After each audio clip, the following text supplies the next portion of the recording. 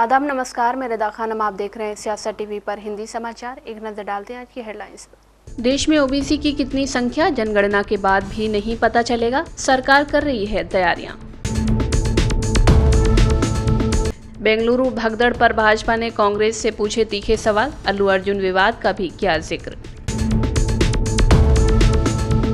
भाजपा नेत्री और उसके प्रेमी की करतूत, दोस्तों से कराया नाबालिग बेटी का सामूहिक दुष्कर्म, गिरफ्तार।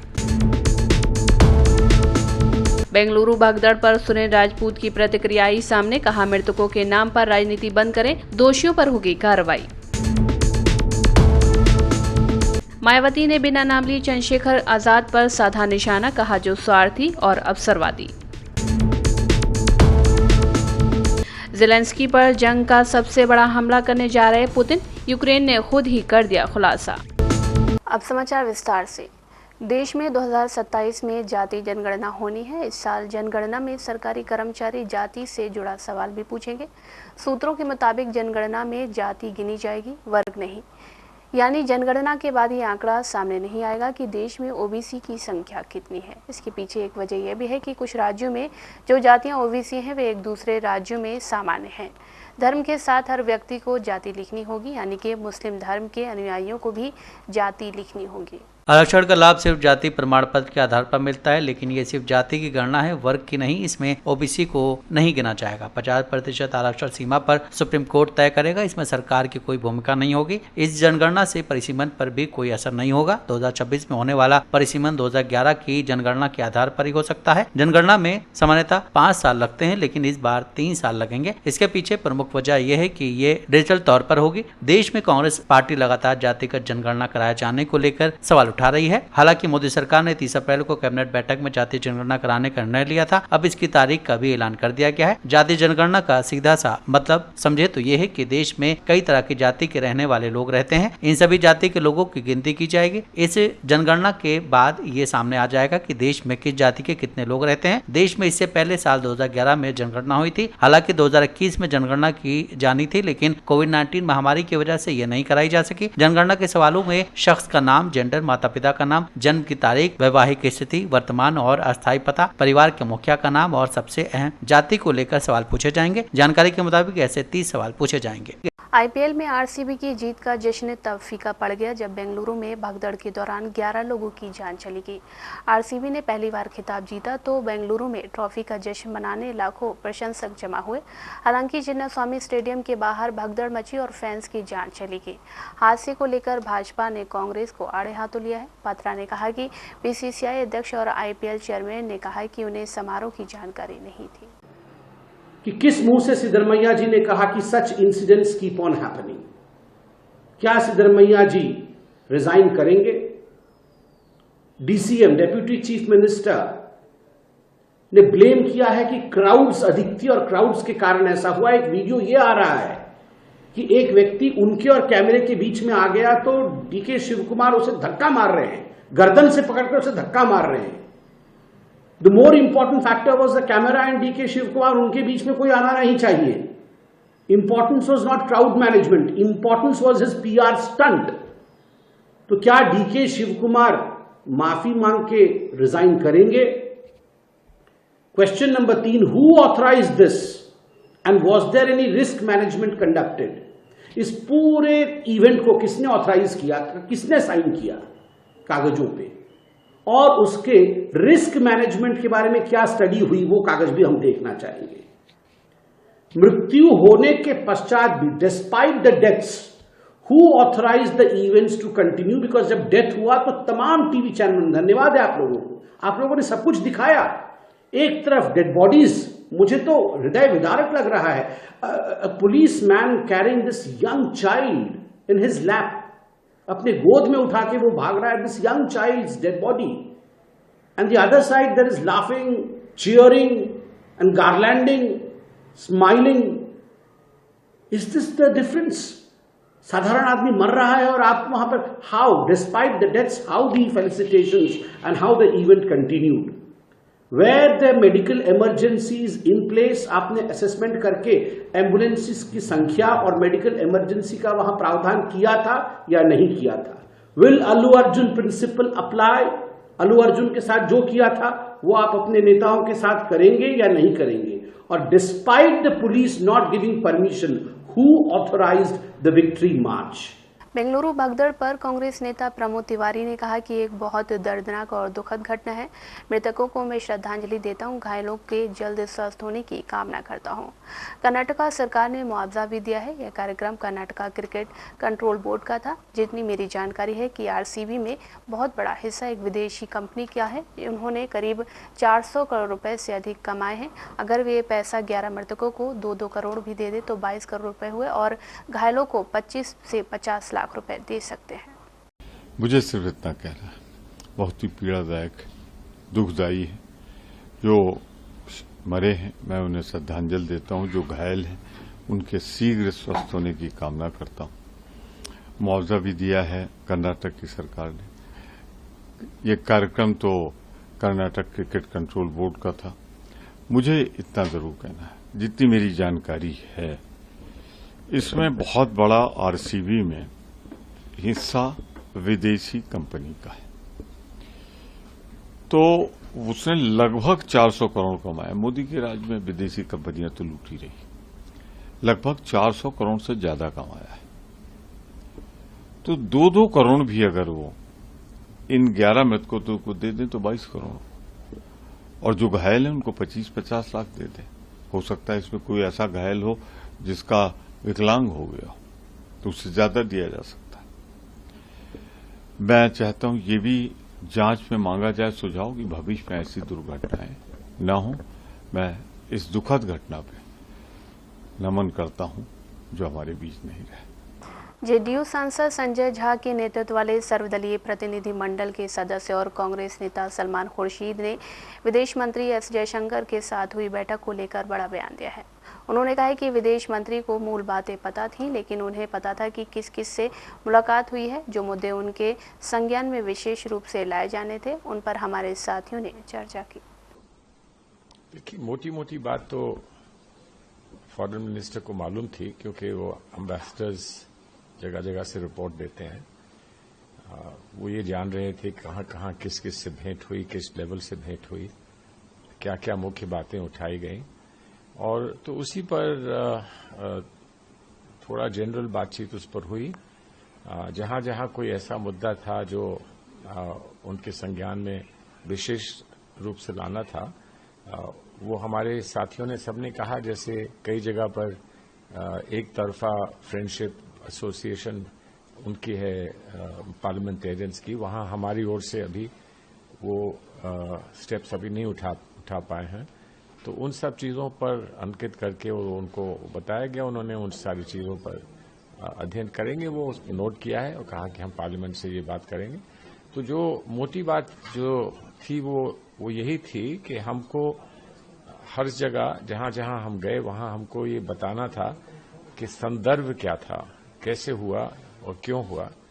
और ये बात तो पहले से स्पष्ट थी कि हर देश से संदेश हमारी सरकार को आ चुके थे, प्रधानमंत्री महोदय को आ चुके थे, फॉरेन मिनिस्टर को आ चुके थे, जो संदेश आतंकवाद के से स्पष्ट विरोध में जो संदेश आए थे, और जो घटना घटी थी उसमें जो भी हमारे ओर से जो कदम उठाने की आवश्यकता थी उसको उन्होंने स्वीकार किया कि आपको कदम उठाने थे। और भाजपा महिला मोर्चा की एक पूर्व पदाधिकारी और उसके प्रेमी की घिनौनी हरकत का पर्दाफाश करते हुए पुलिस ने दोनों को गिरफ्तार कर लिया है। आरोप है कि महिला नेत्री ने अपने प्रेमी व उसके दोस्त से नाबालिग बेटी के साथ सामूहिक दुष्कर्म कराया। कई बार उससे दरिंदगी हुई। रानीपुर पुलिस ने सामूहिक दुष्कर्म, पॉक्सो एक्ट सहित प्रभावी धाराओं में मुकदमा दर्ज कर लिया है। पुलिस ने दोनों आरोपियों को कोर्ट में पेश कर जेल भेज दिया है। थाना रानीपुर में एक मामला हमारे संज्ञान में आया था, जिसमें एक नाबालिग बच्ची द्वारा अपने मां के ऊपर आरोप लगाए गए थे। पुलिस ने तत्काल मामले को संज्ञान में लिया। इसमें अभियोग पंजीकृत करके पीड़िता का 164 के बयान और उसका मेडिकल कराया गया। मेडिकल में कही गई बातों की पुष्टि हुई है। प्रथम दृष्टया मामले को सही मानते हुए पुलिस के द्वारा आरोपियों की अरेस्टिंग की गई है। उन्हें न्यायिक अभिरक्षा में भेजा गया है। और इसमें जो भी व्यक्ति सम्मिलित है, अगर वो उसकी गलती है, उसने इस तरीके का गलत काम किया है, उसके खिलाफ पुलिस सख्ती से कार्रवाई करे। कांग्रेस नेता सुरेंद्र राजपूत ने एम चिन्नास्वामी स्टेडियम के बाहर हुई भगदड़ को दुखद बताते हुए कहा कि सरकार पीड़ितों के साथ है और दोषियों पर सख्त कार्रवाई की जाएगी। उन्होंने भाजपा पर आरोप लगाया कि वो घटना का राजनीतिकरण कर रही है, जबकि सरकार घायलों की हर संभव मदद कर रही है। राजपूत ने कहा कि डीके शिव कुमार पिछले 12 घंटों से अस्पताल में मौजूद हैं और सरकार पूरी गंभीरता से काम कर रही है। बेहद दुखद हादसा है। एक हर्ष के बाद इस तरीके का दुखद हादसा बिल्कुल भी सोच से परे है और इसको हम लोग बड़े दुखी मन से सब लोगों को कह रहे हैं कि मृतकों के जितने परिवार हैं उनके प्रति हमारी गहरी संवेदनाएं हैं। हम किसी को छोड़ेंगे नहीं, सबका ख्याल रखेंगे। जो इसके लिए दोषी होंगे उनके खिलाफ भी कार्रवाई की जाएगी।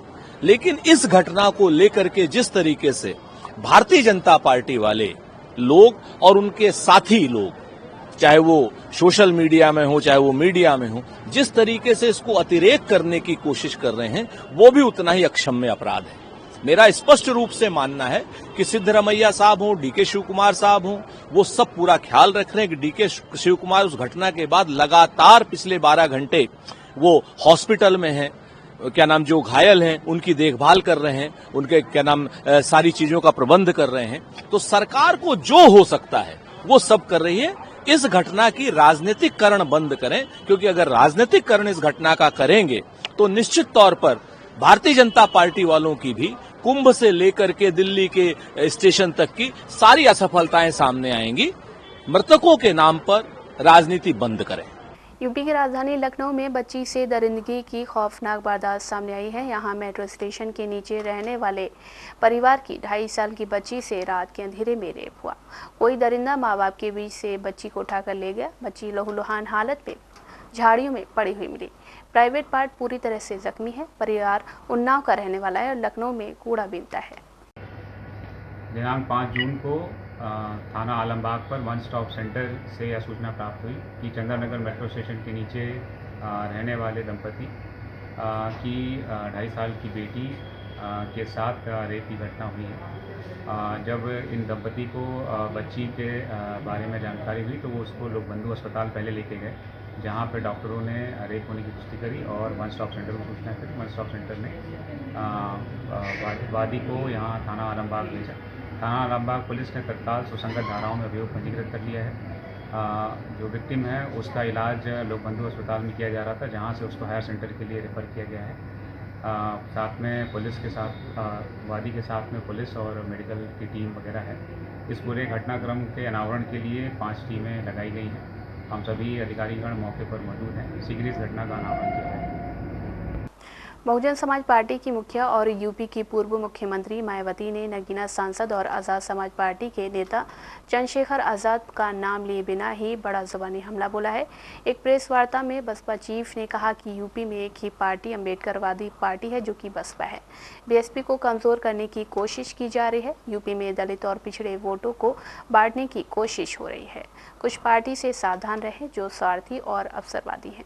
के साथ ही अब तो ये जातिवादी पार्टियां अपने राजनीतिक लाभ के लिए इन स्वार्थी व अवसरवादी संगठनों एवं पार्टियों को जिंदा रखने के लिए चुनाव में अपने वोट भी ट्रांसफर करा के इनके अब एक आधी एमपी व एमएलए भी जितवा कर भेज रही है। इतना ही नहीं बल्कि ईवीएम में भी धांधली करा के अब बीएसपी के उम्मीदवारों को जीतने भी नहीं दे रही हैं, ताकि दलित एवं अन्य उपेक्षित वर्गों के लोगों का बीएसपी से मोह भंग हो जाए।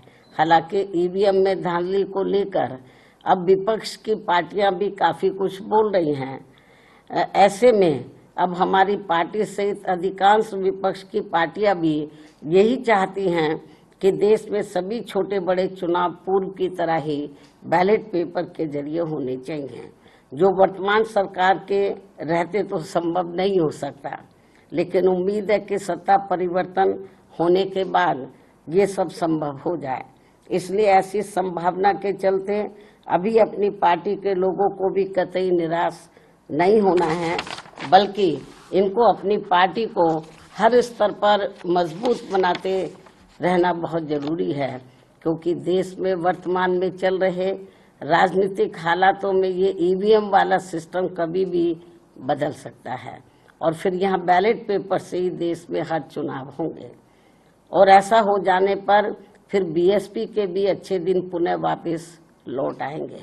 इस उम्मीद के साथ ही पार्टी के लोगों को यहाँ जातिवादी पार्टियों के इशारों पर बने ऐसे सभी अवसरवादी एवं स्वार्थी किस्म के संगठनों एवं पार्टियों आदि के हथकंडों से सावधानी बरतते रहना बहुत जरूरी है।